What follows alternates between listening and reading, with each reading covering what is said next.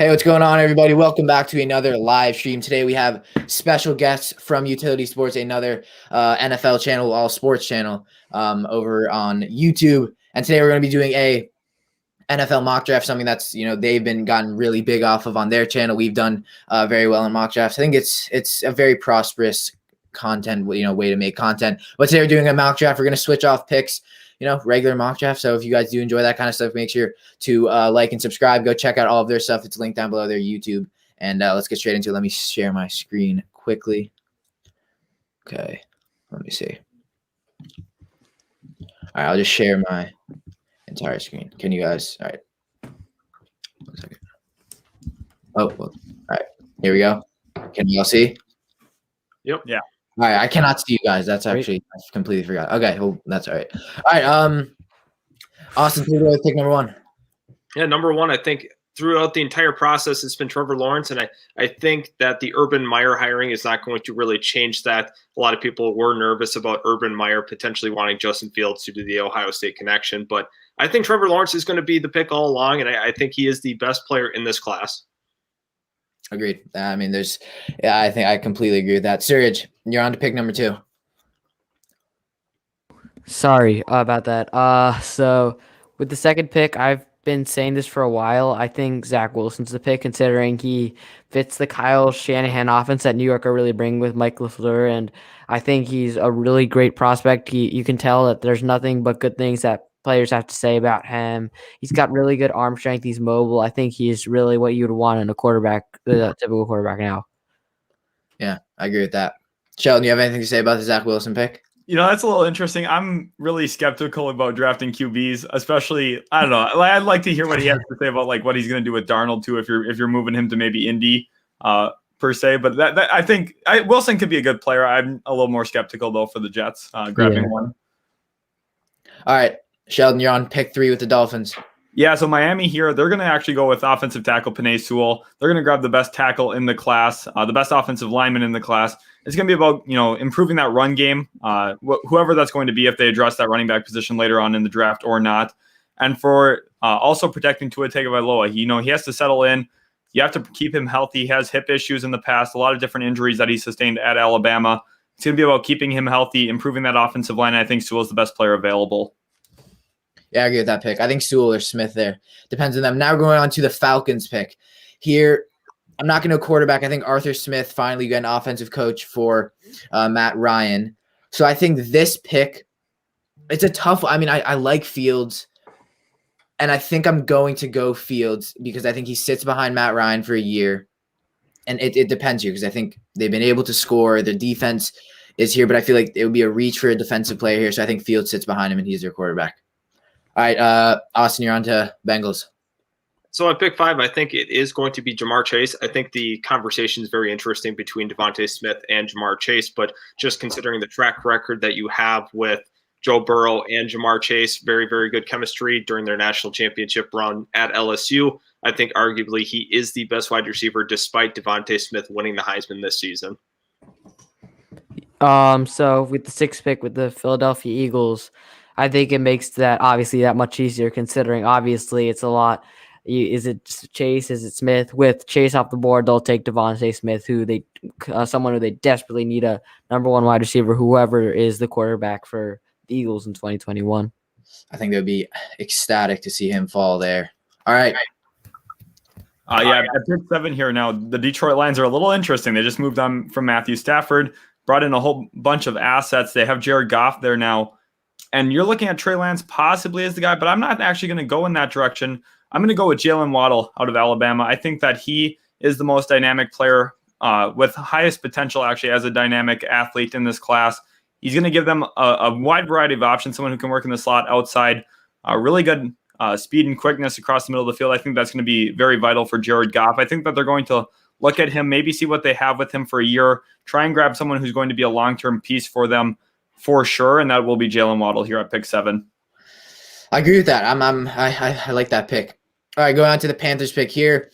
Do we believe in Teddy Bridgewater? I do. I think right now Obviously, the Matt Rule and Joe Brady. I'm a fan right now of Trey Lance out of North Dakota. I think he sits behind a more raw talent, someone who needs to sit behind a quarterback, someone who's not ready enough like Trevor Lawrence and some of the other quarterbacks. I think Trey Lance sits behind there, and this team can become a contender with him. I love Trey Lance here at number 8 to the Panthers.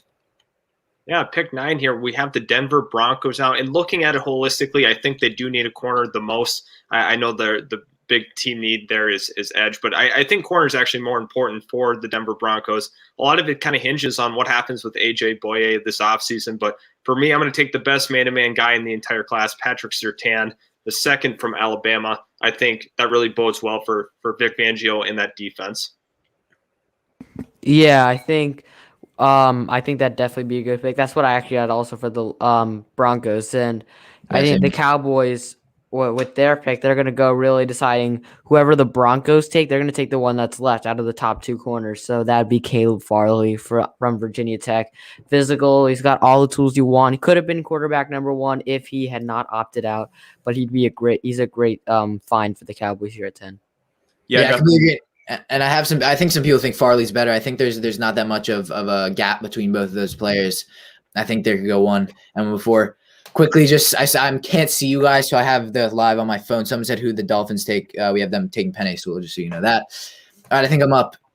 I'm here with the Giants actually here at 11. Sorry, and looking at them, this is an interesting spot because they're definitely going to be wanting a wide receiver here with Jalen Waddle not on the board, though. That's kind of an interesting spot. If this board played out the way it has, they'd maybe look to trade down. But I'm actually going to go with Kyle Pitts here out of Florida. I think that Evan Ingram, he's had an okay season this past year, one of his better ones. He was actually healthy, but I don't think he's the long-term option. I think Dave Gettleman goes and gets a guy who can play in a variety of situations. He can play out wide, outside the numbers. He can line up in the slot, line up at tight end. There's questions about if he's going to be a blocking tight end in the NFL. I don't think he's going to be, but that's okay because you need him as a weapon, and he comes into New York to be that for the Giants. I'm a Giants fan. I think it's a great pick. I think, maybe you move on from Evan Ingram, but 2-set tight end sets are still very good. And something we've seen from Daniel Jeremiah, he had the Pitts going to the Niners. Obviously, they have Kittle. So I think having 2 good tight ends is never a bad thing. To the Niners pick, something I'm not going to do, but I think Micah Parsons would be – I know they have great linebackers. I think that would be incredible for them. I think corners most likely the need. Again, I think J.C. Horn's great. I think they could trade down from 12. And I'm not going to go J.C. Horn. I think I'm going to go Rashawn Slater, someone who's can play all 5 positions on the offensive line. And I'm a fan of that pick. I think Rashawn Slater is personally, I think he's the second best tackle in the class. Someone who can move around. Size wise, he's listed at 6'3" or 6'4", so not the biggest guy, but I think someone who's laterally quick. We've seen him go up against Chase Young the year prior. Obviously, he opted out this year, so some questions there. But I think the Niners need to address offensive line here. Yeah, absolutely. I think that is a very, very good selection. That is ultimately who I wanted to take with the Chargers. With the Chargers selection here, obviously, I think they're going to prioritize protecting Justin Herbert at this point. But I think right now Christian Darrisaw would be the selection. They are going to opt to take that tackle to ensure that they protect Herbert long term. And I think obviously offensive tackle, especially the left tackle position in particular, is the biggest need for the Chargers. We got someone saying we should trade up for the Dolphins pick. I'm sorry, we cannot trade up. So yeah, no trade. Sorry about that. All right, sir, is your pick. So yeah, with the 14th pick, again, another good pick with Darrisaw. I think that's who I would have had the Vikings playing. But with the 14th pick, I think the Vikings take someone who can really be versatile under an offensive line that really needs to help protect their quarterback, Kirk Cousins, and Elijah Vera-Tucker from USC. He can play tackle. He can play guard. You could decide which one to move with Ezra Cleveland, who can also play multiple positions. I think that really bodes well for a Vikings team that really needs to get better. They can have multiple players who can be versatile on the offensive line, which is very important to an NFL roster nowadays. Someone who had the Chargers pick. Was that you? Yeah, that was you, Austin, right? Yep. Mm-hmm. Sorry, so someone said think Chargers could have drafted Kwity Paye and Melvin Ingram. What do you think about that quickly? Most likely leaving. Absolutely. That's something I've actually talked a lot about on our channel in particular is Kwity Paye being an option, just considering Melvin Ingram won't be back next year. But I think that you do need to solidify that offensive tackle and then maybe in the second round come back with like a Carlos Basham or some player like that to replace Ingram. All right, let's get on to the Patriots pick. Is this me? No, sorry. This is me. This is me again. Yep. So here for New England, obviously, again, I keep running into these teams that really need players that are playmakers. But here at 15, with what's gone off the board, I don't really feel like there's a playmaker worth grabbing this early in the draft now. And for me, it's going to be Micah Parsons here out of Penn State. I think the Patriots would be ecstatic if he falls this far. I'd actually be really surprised if he falls this far on the actual draft night. He is the best linebacker in the class, in my opinion. I don't really even think it's close. He can rush the passer. I think he's got coverage skills. He can go sideline to sideline. I think he's going to be a really dynamic player, and New England's going to grab him here. That fits perfectly for their system. Dante Hightower is getting up there, so you're getting a long-term replacement there as well. I really like that for New England. Yeah, quickly. I mean, I agree. I think Parsons is definitely the best linebacker. And some people have Karamo going before. I'm pretty sure Parsons has problems off the field in the locker room, which, has not boded well for name players such as Antonio Brown. So I think controversy there, but I agree. Mike Parsons is incredible. On to the Cardinals pick. Now, I think right here it makes sense. Patrick Peterson's most likely leaving. Now, I mean, I don't think they would go running back. I don't think that's a reach here. So I think they go J.C. Horn, someone out of South Carolina. I really do like an aggressive corner, someone who is a man-to-man guy, and I think he fits in with Patrick Peterson gone. You obviously have Byron Murphy there, and you have Budda Baker, and that hopefully you have Chandler Jones back next year. I'm a fan of J.C. Horn. I think they upgrade their secondary and get their corner for the future. I really like that pick with J.C. Horn to Arizona. I also think they could look at that edge spot potentially in that position as well. But now we're moving on to the Raiders here, and a lot of people are concerned about the edge spot. They were not able to generate hardly any pass rush this year, whether it be from the edge spot or the interior of their defensive line. But right now, I think that you need to go get Jeremiah Owusu-Koramoah. I think he is arguably the best defensive player available. I do like Kwity Paye, but I think for them, they are looking to really improve the second level of their defense and get a linebacker. So for me personally, I love Jeremiah Owusu-Koramoah. I think he's a great fit in Las Vegas. Serge, you have a huge pick here. Yeah. Manzano really wants Terrace Marshall. I mean, here's what I'm going to say about that. I'm sorry, my man. I'm not taking Terrace Marshall. And here's why. I think, honestly, wide receivers are great and all, but you can find a lot of great receivers in the second round. We've seen that in previous years, whether it's Chase Claypool last year, DK Metcalf a couple of years ago. Really, every year, there's at least one really good wide receiver that falls second round. I think the Dolphins can get a really good wide receiver because, again, another really good wide receiver class, in my opinion. So what are the positions that might not be available as well earlier in the draft? I think what you're looking at here, if you're the Dolphins, is maybe running back, but then again, another position that maybe you can fill in the later rounds. I think right now, Brian Flores is a really defensive-minded head coach. I don't know if how much he really likes Emmanuel Ogbah or Elandon Roberts, so I think they go Kwity Paye. I think in one of the most athletically freakish athletes we've seen, in certain like his cone drill, that was incredible. What we saw from him. I think when you look at him, I think he's really what most defensive players want. You want someone who's really explosive off the edge. They're very strong. They're big, and I think that's really what Kwity Paye is, and I think Miami will be getting an absolute stud who can really replace their free agents who might be gone during this offseason. Yeah, I like that for Miami grabbing Kwity Paye. You get an edge there. I think that they could use a linebacker as well, but I think Kwity Paye does fill a really big need there for Brian Flores on that defense. Obviously, they had been in on Trey Flowers years ago when he had first got there. Now they get that edge guy in Kwity Paye. For me at 19 with the Washington football team, quarterback's a big need, but I just don't think that they go Mac Jones this early. Yeah. Maybe if they move down, possibly. But for me, it's going to be Samuel Cosmi here out of Texas. I think he's a legit tackle in the NFL. That's something they need. They moved on from Trent Williams, obviously, when they traded him to San Francisco last offseason. That was their big need. We saw that in the playoff game. Taylor Heineke was running all over the field, making plays with his legs, basically because he had to. That line wasn't protecting him nearly as well as they need to be in the future, and I think that tackle is going to be the spot for Ron Rivera and the Washington football team to improve moving forward. Yeah, let's get on to the Bears pick. Now here, again, quarterback, I think Mac Jones is probably the most talented on the board. Trasom, who's fallen a lot. I don't think they pick him here. Mac Jones is a pocket passer. I think if there's a team to take him, it would be the Colts. The Bears, don't have an incredible offensive line. So I think they go someone who I'm very high on, Rashad Bateman out of Minnesota. Obviously, you have Allen Robinson, who will most likely leave this offseason.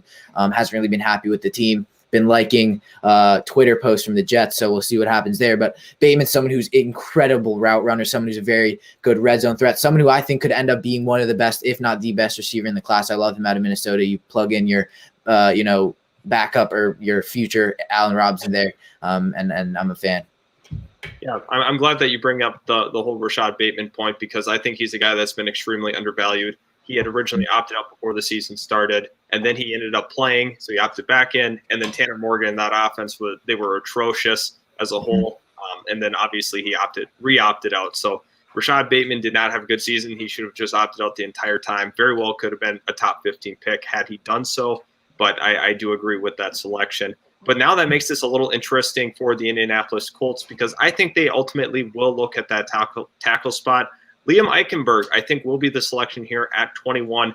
They do need a tackle long term. I also think they could look at that quarterback position. But at this point, I think they are going to leverage a trade on the market for a quarterback. Right. I think that's a great pick. Again, obviously, I think tackle right now, I feel like is their biggest need. They are really good on all sides of the defense, and I think their quarterback. There's still plenty of good quarterbacks in the trade market, so I think they'll be looking at that. But I think right now, I think they really need to tackle double play, and they get Stanzo, which is a huge loss for that offensive line. So I think that's a really good pick. Now moving on to the Tennessee Titans, their division rivals. And I think right now the board stacks up really well for them, because I think there's one clear need for the Titans, which is edge rusher. They cannot rush the passer right now. Even if Jadeveon Clowney's coming back, I don't think he's really going to be nearly enough for what that defense needs. So, and there are a lot of good edge rushers. There's Joseph Asai, there's Gregory Rousseau, there's Azeez Ojulari, Patrick Jones. But I'm going to end up taking Jalen Phillips from Miami. I think again, one of the biggest risers in recent years. I think he's really proven why he can be one of the best edge rushers in the NFL. He's got, again, really good speed. He's really strong, and he really had one of the best edge years out of all the edge rushers in the class. I mean, those who played. So I think, again, a huge plug-and-play option that Tennessee really needs right now.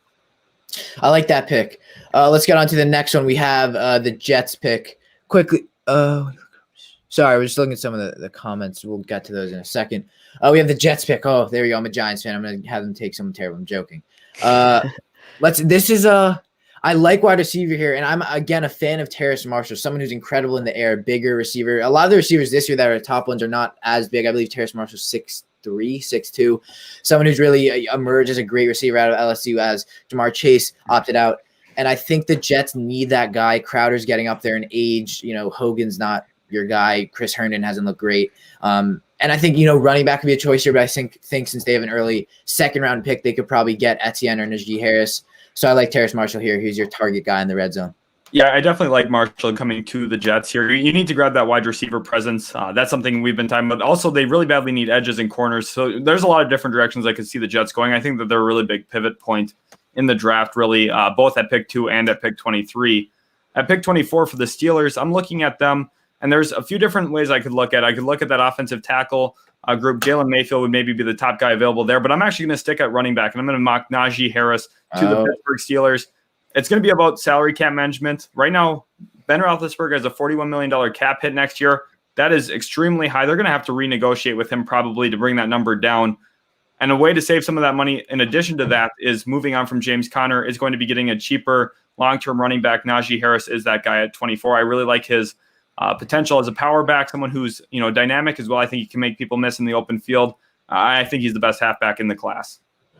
I think that's an interesting selection. Najee Harris definitely makes a ton of sense for the Pittsburgh Steelers. They've been missing that element of the run game ever since Le'Veon's departure, ultimately. But now here at 25, we have Jacksonville once again. And looking at it, I think this will surprise some people. I'm going to actually have them go Gregory Rousseau, who has fallen. I think they will take a chance on the very, very strong, powerful defensive end. But I think since Jacksonville's going to a 3-4 this season, he has the ability to stick as that 3-4 end. Yeah. And also they do have Josh Allen. They do have K'Lavon Chaisson. But I think K'Lavon Chaisson, with his athleticism, obviously can be a 3-4 outside backer. I agree. I do like that pick. I think Rousseau with the good coaching can be the best edge rusher in this draft. Going on. Oh, sorry. It's not my pick. It is. I think my pick. No, I think it's my pick. I don't know what Sorry, my bad. Go on, Serge. So now the Browns are available. I think this is the 26th pick in the draft. And I think right now they're prime. I think they need to help themselves on the defensive side of the ball. I think that offense for now is really good. I think in order for them to become serious contenders, they need really to shore up that defense. So I think it starts with the quarterback of the defense, which is linebacker. So I'm going to go with Zaven Collins, the linebacker from Tulsa. I think he really showed how he's a really fine tackler, but he's also a very good pass coverage linebacker, which I think again bodes well for a Cleveland team that needs help on both sides of the defense. And I think he'll be. They already got a good linebacker in Mac Wilson, but other than young linebacker Mac Wilson, but other than that, I don't know if they really have other really good interior linebackers that really can help them. Yeah. All right. Our next pick with the Ravens. I am so sorry, Sheldon. I actually took the Jets pick. That was your pick. No, you're all good, man. I'll just jump back here with the Ravens. For third, I really like the Zaven Collins pick, by the way, based on what Kevin Stefanski had seen in Minnesota. Eric Kendricks, Anthony Barr together were two really big pieces in that Vikings defense. I think he's going to continue to pull pieces of what he did there in Minnesota, what he saw was successful, and continue to build that in Cleveland. Now for the Ravens, I'm actually going to go to the interior offensive line here. I'm going to take a look at Wyatt Davis, and I'm going to grab Wyatt Davis. I know he's dealing with an injury, but I think he is a real run mauler. I think he's going to be a guy that could pave the way for that offense. They run the football more than any team in the league. They're the first team since the 1970s to average more than 190 yards a game in 2 straight seasons, and they're going to continue to do that with Lamar Jackson at their quarterback. They're going to extend him. They need to figure out that offensive line. It doesn't sound like Orlando Brown's going to be back long-term. It's going to be about building up that front five again. And this is going to be where they start with Wyatt Davis. I do like that pick. That's actually a pick I haven't heard of, but I agree. I think that offensive line would be incredible with Orlando Brown. But let's get on to the Saints pick. Now, I think they need a speedy wide receiver, someone to complement Michael Thomas. I'm going to go with Kadarius Toney out of Florida, someone who's been having a very, very good pro day if you've been watching some of his one-on-ones. And I think he's an electric receiver, someone who's shot up the board a decent bit, someone who was not projected as a first-round pick, at least earlier in the season. I think he's a great running catch receiver, someone who can kind of move around the field. I'm a fan of Kadarius Toney here, and I think it's either him or Rondale Moore. I think for in what I think the Saints could go, but I think it's Kadarius Toney here. Now, I love that selection with Kadarius Toney in that Saints offense. It's really going to be interesting how that quarterback situation plays out. But Kadarius Toney is super electric. He's a guy that, like you said, can really generate a lot of yards after the catch. Mm-hmm. Super explosive. You can play him in the slot. You can play him outside. There's a lot of different things you can do with Kadarius Toney. But now looking at the Green Bay pick, I think corner is a pressing need. Eric Stokes, another man-to-man guy that Green Bay could look to put opposite of Jair Alexander, should be the selection. He was up there at 41 or so. Oh, he was, sorry. Yep. And so I think ultimately he would be a really good selection for the Green Bay Packers, just considering they don't have that second corner to really complement Jair. Yeah, I definitely agree with that. I think, again, if we've seen how Jair Alexander, in my opinion, I've said it consistently, I think he really was robbed of first-team All-Pro. I think he was the best cornerback in the NFL, but no one noticed because no one would throw his way because he was that good. But the Packers don't have someone else who can complement him, as you said.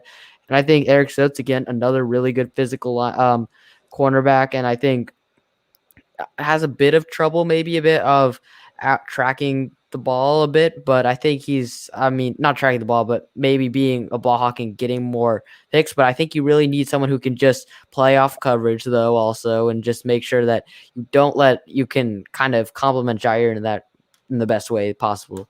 But moving on to the 30th pick, you got the Buffalo Bills. I will have them taking the second running back, someone who's taken a bit of a nosedive, Travis Etienne from Clemson. The reason why is, again, some people had the Bills taking Najee Harris. In my opinion, it doesn't fit them as well, considering, again, I think Najee Harris is really more of a power back rather than just someone who is more good at catching out of the backfield. While Travis Etienne, in my opinion, is a more multi-purpose back and someone who could really fit Buffalo's scheme better, considering he can do both, really, which is what Brian Dable and that offense want to do. They want to run 4 wide a lot, but they also want a running back who can catch out of the backfield when Josh Allen needs check down option, but they also need someone who can run the ball in key situations, which is why I think the pick fits. They probably would have wanted to go with Eric Stokes, but given that he's off the board, I think Etienne's the best option for them. Yeah, Etienne's something I haven't necessarily heard that as much for Buffalo, but I do think that's interesting. We saw in the playoffs how one-dimensional that Buffalo can be at times, where they just don't hand the ball off. They don't have that with Zach Moss or Devin Singletary, or a true guy that you can really hand the rock to consistently. I really like Etienne as a player. I think that he is taking a nosedive just based off of his recent performance. Didn't play well in the Sugar Bowl, but I do like him a lot as a prospect, and I think Buffalo would be an interesting situation for him. At 31, go ahead. Yeah. No, I agree. I think something I've been saying, and obviously the Bills have taken running backs in the draft recently, so you're thinking, well, Etienne doesn't make sense, but as you said, they've had a very one-dimensional offense. It was basically Diggs and Allen. Brown was battling injury, and you had Beasley, who was good, and obviously Gabe Davis. But I think, give them a running back, give them another facet on the field to create production. I think Etienne's great. As you said, Serge, Najee Harris is more of that downhill runner, and Etienne's more of that several multi-purpose back, someone who can receive as well as run the ball. So I'm a fan of that pick, but continue on to the Bucs pick. Yeah, with the Bucs at 31 here, I am running this pick to the podium. I'm very excited about how this board has fallen for me. Joseph Osai is still on the board here. I'm going to grab him. Shaq Barrett is in a contract here. I don't know if he's going to be coming back. And for the Buccaneers, it's going to be about managing the salary cap. As long as you have Tom Brady, you need to stay competitive. You need to get good players at those positions that you're probably going to be losing in free agency. This way, you can probably hold on to Chris Godwin, move on from Shaq Barrett, lose him in free agency, get an edge to replace him. You still have JPP. That defense is going to be still built. That front seven's really nice. They have great linebacker play. It's going to be about replacing that edge in free agency. I don't know what just happened. Like your audio shot up and it was so loud. It was like you said Chris got oh my sorry. So that's why I jumped in my seat. All right, let's get on to the Chiefs pick. Is my pick? Okay. Yep. Making sure. All right, Chiefs pick. We see wide receivers in need. We see linebackers in need. And I'm going to go, I think since the two best inside offensive linemen are off the board, I think Tevin Jenkins is here. But I do like Nick Bolton. I think linebacker is finalizing the draft. I think linebacker is a need. Obviously, you have Hitchens, but I think if there's a part of their defense, which actually Sheldon, we talked about on live on Instagram, is their defense is good, but obviously it can be upgraded. I think Bolton's someone who's very aggressive, a very fast linebacker out of Missouri, and I think he fits in there. In the Kansas City Chiefs. But 1 second, let me stop sharing real quick. Are we back? Okay. I quickly before we end, is there any picks you guys had here that you're like, all right, that doesn't make sense, or other picks you would have liked? Like for example, for the Jets, who would have you liked at 25, or did you like both of the picks? At 23, I would have been taking, at 23, I would have been taking Gregory Rousseau from my New York Jets. Okay. I've been screaming for the last 5 or 6 years that we badly need an edge rusher, someone who has high-end potential about getting after the QB. The year we took Quinnen Williams, I wanted Josh Allen. Of course, Austin's team was lucky enough to grab him. He's been an absolute beast. He's been the best edge from that class. I had been very vocal about how much I wanted him at pick 3. We didn't get him. I think Gregory Rousseau has the potential to be that edge for us. And I just think we need that, either that or cornerback. But I think at 23, it's kind of a reach a little bit. But at the same point, corners fall off the board. That's kind of what I'm looking at for the Jets. I agree. Wait. Oh, sorry. No, you go ahead. Sorry. No, I'm done. You got it. Oh, thank you. I think obviously we have to see how free agency goes down. But I think, especially considering Saleh may be coming in and implementing his 4-3 scheme that he ran in San Francisco, edge rusher is a definite need, considering you already have two good interior defensive linemen in Quinnen Williams and John Franklin Myers. So I think edge rusher is definitely a pressing need, and you can't really find that many in free agency. But another one I also would like, maybe at 23, I thought with Wyatt Davis on the board, again, he already did have that nursing that injury, but I think we do need those final pieces on offensive line. We do have a franchise left tackle, Mekhi Becton. We have a solid right tackle in George Fant and a right guard in Cameron Clark, but we still need a bit of help at the two final positions. I think Wyatt Davis can really help finalize that offensive line. If you saw him at Ohio State, I watched him during the Big Ten championship and the Sugar Bowl. He was incredible. He was clearing lanes for Trey Sermon in the running game, giving Fields all day to throw. I think he'd be a great fit in New York and really helping whoever may be our quarterback in 2021 help. Although again, I would be thrilled with Rousseau though if he was the pick as well. Let's just get quickly to some comments. Sorry that we're going on. Let me see. Panel. Okay, let's see here. Panel, when you look at the corner position, what corner do you guys see moving to safety in the NFL? For me, it's Israel from South Carolina and Keith Taylor from Washington. What are you guys' thoughts on that? When I look at is Ifeatu Melifonwu, his brother actually made the same transition from cornerback to safety. I think that would be a player that could make the move from corner to safety. But of course, it's kind of dependent on which team would take him and what they really want to use him for. For example, a team like possibly the Raiders or the Jaguars would take a corner to move them to safety, whereas other teams that are cornerback needy would prefer to take a corner and keep him there. So Melifonwu could move to safety, but it's very possible that a team wants him to play corner and then he doesn't make that transition either. Like, for example, I might be completely wrong here. Was Minkah Fitzpatrick a corner coming out of Alabama and then moved to safety, or was he a safety? I might be completely off there. He played a lot of corner in I think college. he played a bit of nickel, I Obviously, think. they had talked about him being the most versatile guy in the secondary. Right. And obviously he made that transition to safety full time for the most part. But a guy I look at is Benjamin Juice from the University of Minnesota. He's got a 6'3" frame.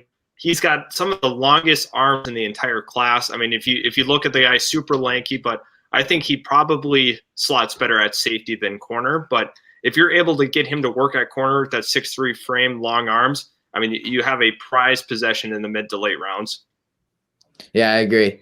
Something I want to, well, let's get to, sorry, did he call me else? Tears before? Yeah, never mind. Okay, something I want to talk to you guys about is I haven't been relating, but I was at one of our mock drafts, I talked about how athletically and kind of prototypically how Parsons and Simmons are alike. Play style, not as much. But what do you see in similarities between both, and then obviously what do you see differences between both of them? Yeah, so I'll start us off with that one. So Parsons, obviously it's clear like the versatility that he offers, but it's a different versatility than what we see with Simmons, where Simmons is capable of playing maybe in the secondary a little bit more of a coverage linebacker, and I think Parsons' strengths really come in the run game and as a pass rusher more so. To me, Parsons kind of translates well to Anthony Barr, where at UCLA he rushed the passer quite a bit. The New York Jets had actually been in talks with him when he was a free agent to bring him in as an edge rusher, despite playing interior linebacker for the Minnesota Vikings. But however, I think that Parsons is going to give you more versatility as a pass rusher, a place like, kind of what CJ Mosley did for the Ravens for a while as well. I think that's kind of where he fits more. You had mentioned versatility as being the big thing, and they're both versatile, but just in different ways, I think. Yeah, I feel like I relate them more in terms of like how they're prototypically just like athletically gifted. Like you used to look at both of them; they're both, incredibly gifted. But yeah, sorry. I do want to piggyback off of that a little bit. I think he kind of nailed it in terms of some of the similarities, or some of the differences. But in terms of similarity, I do think they have some of the same issues of getting swallowed up in the run game, because we talk about them being athletic, but I don't think Micah Parsons is just there yet in terms of just being able to block shed and really get in on more run plays. I think athletically he's phenomenal. He is a good pass rusher. I mean, he was a defensive end at one time in his life, but so he has some of those moves. But I think in a similar sense that they both have issues in the run game in a way, but I do think they're both very, very good in pass coverage. I agree. Sir, do you have anything? Yeah, I think obviously I agree with you totally. They're both very good in pass coverage. But I think what really sets them, obviously Isaiah Simmons had a bit of an underwhelming rookie year with Arizona. But I think again that partly gets narrowed down to, well, maybe they made him they misuse his versatility, maybe playing him too often at too many positions, while maybe just letting him settle in at one, which they said at the beginning of the year that they were going to do at middle linebacker. I think Parsons, again, like you said, I agree, has a different type of versatility. I think his